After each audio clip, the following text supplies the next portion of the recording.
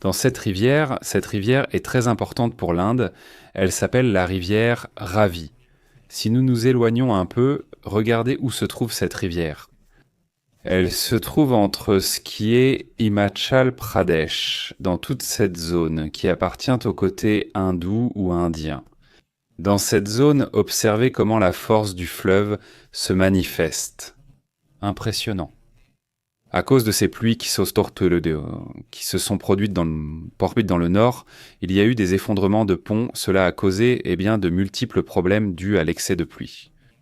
Dans certains endroits, cela s'est transformé presque en barrage. Il y a eu des glissements de terrain très violents. Ces glissements emportent des populations, de nombreuses maisons, de nombreuses zones qui avaient été évacuées. Mais regardez, par exemple, il y a plein de gens sur le pont. Ils ne devraient même pas être sur le pont. Le pont fonctionne comme une sorte de barrage, alors qu'il ne devrait pas, parce que des branches et tout s'accumulent vraiment là. Et les gens là-bas observent, passent et traversent, alors qu'il aurait fallu évacuer cette zone. Actuellement, lors de la mise à jour des manifestations évoquées hier en Indonésie, plusieurs réseaux, dont TikTok, ont été suspendus. Elles sont suspendues temporairement. Parce qu'il y avait des diffusions. Et dans ces diffusions, les gens étaient informés de la façon dont se déroulaient les manifestations. Et tout cela. Au milieu de tous ces troubles dans les rues, est-ce que les diffusions sont suspendues temporairement? Est-ce que toute la plateforme ou toutes ces plateformes sont suspendues là-bas en Indonésie? Un sujet donc aussi assez frappant.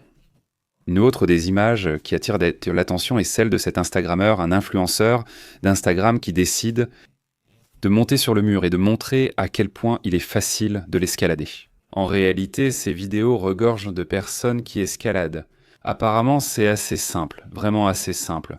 Et l'autre jour, quelqu'un disait de l'équipe de Trump qu'ils allaient les peindre en noir. En fait, ils étaient en train de les peindre en noir pour qu'ils chauffent davantage et qu'il soit plus difficile de les attraper. Ils ignorent à quel point les gens sont forts et résistants. Évidemment, le fait qu'ils soient un peu plus chauds ne fera pas vraiment de différence. Eh bien, ces murs, en plus de cela, ils les cassent et les ouvrent facilement. Donc ce n'était pas la solution. La solution a été de bloquer les groupes de migrants depuis l'Amérique centrale avant qu'ils n'atteignent le Mexique et les États-Unis.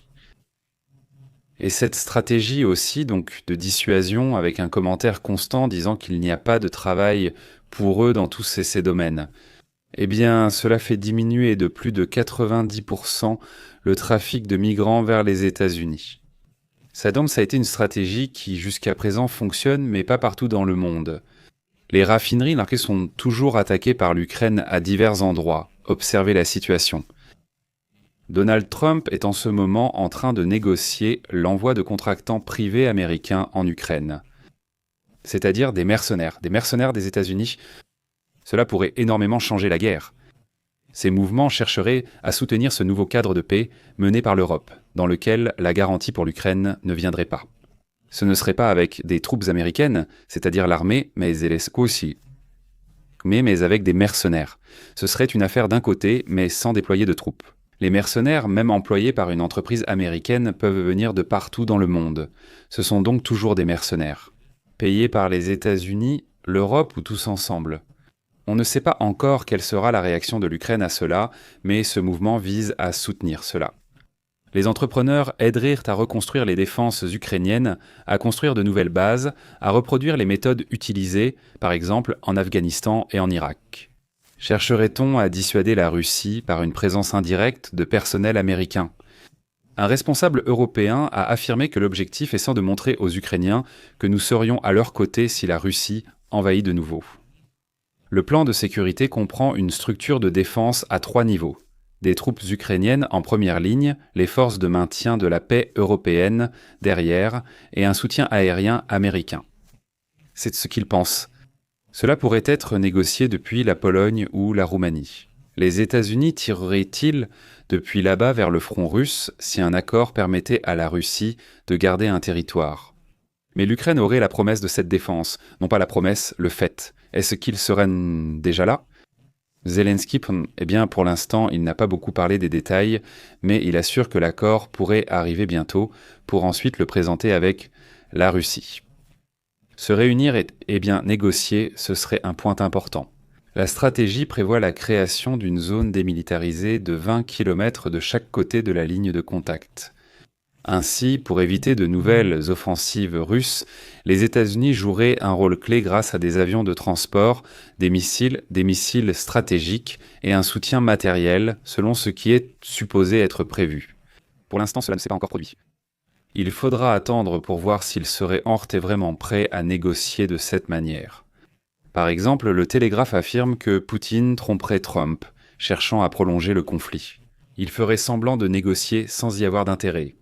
C'est ce que prétend Telegraph, ce média anglais, qui insiste sur le fait qu'il n'y aura pas de négociation, que tout cela n'est qu'une façon de gagner du temps. Et d'un autre côté, en Corée du Sud et en Corée du Nord, il se passe une situation très intéressante.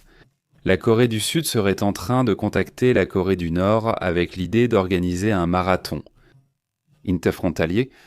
Le chiffre viserait à rassembler plus de 20 000 coureurs d'au moins 10 pays et à devenir un symbole de coopération transfrontalière, d'après le nouveau gouvernement sud-coréen. Ce serait quelque chose d'historique, ce serait quelque chose de très intéressant. La Corée du Sud a officiellement approuvé le plan d'embauche. Plutôt de contacter, de passer l'appel, de mener ces négociations dans la zone démilitarisée ou la zone démilitarisée qui est la zone frontalière, là-bas organisée pour qu'une partie se déroule en Corée du Sud et une autre partie en Corée du Nord. Le ministre sud-coréen de la réunification a approuvé le plan de contact de la ville de Paju. C'est là que se trouvera la zone frontalière où aura lieu cet événement sportif. Qui sait si cela va vraiment se faire, mais c'est intéressant que cela puisse passer par le sport. Eh bien, même s'il ne s'agit que d'un petit dialogue, ce serait très positif. Espérons donc que cela aboutisse. Et si nous voulons célébrer avec succès le marathon international de la paix Pyeongchang zone démilitarisée, pour créer un cadre symbolique reliant la péninsule coréenne et le monde par la paix, a déclaré le fonctionnaire. L'événement vise à rassembler plus de 25 000 coureurs provenant d'au moins 10 pays différents et à devenir un symbole de coopération transfrontalière, selon ce qui a été déclaré. Eh bien, très intéressant, voyons si ce projet aboutira. Eh bien, c'est le moment où ils tirent sur une usine chimique là-bas en Russie.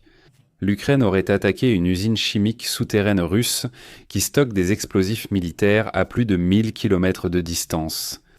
La direction principale du renseignement ukrainien a attaqué l'usine chimique à Eskiznesky où était stockée de la poudre de pyroxyline, en utilisant des systèmes de munitions et d'artillerie. Selon ce que rapporte la direction générale aujourd'hui, la direction générale du renseignement ukrainien a mené une attaque. Il s'agissait d'une attaque nocturne contre un entrepôt souterrain d'explosifs à l'usine chimique Al-Eskiznesky, comme je vous le dis, dans la région russe de Tuzla. D'après plusieurs agences de presse ukrainiennes, ce serait une attaque stratégique majeure, puisqu'elle frappe dans une région où on fabrique beaucoup d'artillerie, d'armes et ce genre de choses. Maintenant, l'idée est d'affaiblir les bases arrière de l'armée russe et de réduire le potentiel offensif de l'agresseur, selon ces informations. Ce rapport. Maintenant, ce qui attire aussi l'attention, c'est que les attaques ne se produisent plus seulement dans la zone frontalière, mais pratiquement tous les jours. Avant, c'était une nouvelle, maintenant c'est presque tous les jours que l'Ukraine lance des attaques à plus de 1000 km de distance. C'est-à-dire ce n'est plus seulement à la frontière, avec quelques exceptions plus éloignées, mais maintenant ce n'est plus l'exception. Mais maintenant, chaque fois, disons tous les jours, on entend parler d'attaques à plus de 1000 km. C'est un sujet qui attire l'attention parce que quelque chose a changé dans la stratégie, quelque chose a changé dans la configuration de ces drones, ce qui fait qu'ils parviennent à avancer beaucoup plus qu'avant. Eh bien, cela fait aussi partie de ce conflit, de la façon dont il va évoluer. Selon les rapports, l'histoire de Karina Barbosa, une Brésilienne qui est retournée dans son pays après avoir rencontré et rejoint le groupe terroriste Daesh. Là-bas, c'est vers 2016. Elle serait la seule Brésilienne à avoir réussi à sortir vivante des rangs de l'État islamique. Évidemment, cela attire l'attention. Et cela avec son fils, après 9 ans de détention et de déplacement à l'intérieur de la Syrie vers différents endroits, sans aucune accusation portée contre elle dans son pays natal. C'est-à-dire, Karina serait arrivée à l'âge de 28 ans. Elle essaie rentrer au Brésil la semaine dernière, après 9 ans passés avec son fils né en Syrie. D'ailleurs, elle avait 26 ans. Quand elle est partie là-bas, elle s'est convertie à cette religion et a rejoint un groupe. Elle s'est unie à ce groupe radical. L'étudiante en journalisme de l'université de Belém s'est radicalisée via Internet. Le jour de sa fuite, elle a dit à sa famille qu'elle partait à l'université. La police fédérale brésilienne a retracé son long voyage vers l'État islamique. D'abord par le Maroc, puis par Istanbul. En Turquie, où les combattants étrangers se retrouvaient facilement pour passer ou traverser la frontière et rejoindre la Syrie, où se trouvaient ces groupes radicaux. Ensuite, on a perdu la trace de la jeune brésilienne. Le registre en est venu à penser qu'elle ne reviendrait jamais vivante. Ensuite, elle est passée d'une prison à une autre. Elle est arrivée dans un camp appelé Al-Rosh, au nord-ouest de la Syrie, en 2020. La défenseure publique de l'Union a déposé une plainte contre la justice fédérale, demandant au gouvernement brésilien d'apporter une assistance à la jeune femme et à son fils, au début de 2025. La magistrature a accepté la demande et a ordonné un rapatriement, étant donné qu'au Brésil, la femme n'a pas été accusée de terrorisme ni soupçonnée d'aucun crime, selon ce qui a été rapporté. La journaliste de la chaîne brésilienne Record, Jeanne Bochat, s'est rendue plusieurs fois en Syrie et suit l'affaire depuis un moment. C'est en partie l'histoire vécue par de nombreux jeunes là-bas en 2012, 2015 et 2016. Eh bien, ils étaient convaincus et radicalisés.